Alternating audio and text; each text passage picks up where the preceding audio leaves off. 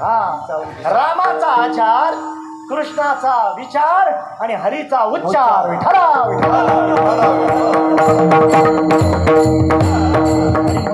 हे विचार घेऊन आपण हे करूया जीवनामध्ये. एकदा त्याला गुरु केलं की जीवनामध्ये काही कमी पडणार नाही.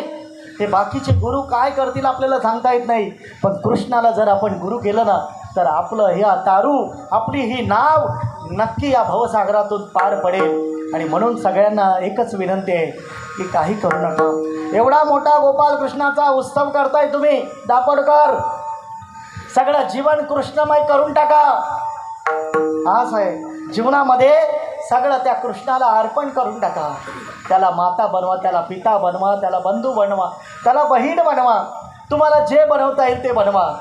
आणि मग बघा कृष्ण तुमच्या जीवनामध्ये कशी क्रांती करतो, लक्षात ठेवा. आणि म्हणून माझे तुकोबाराय पण तेच म्हणताय की कृष्ण माझे गुरु, कृष्ण माझे तारो, उतरे पैल पारो भव नदी.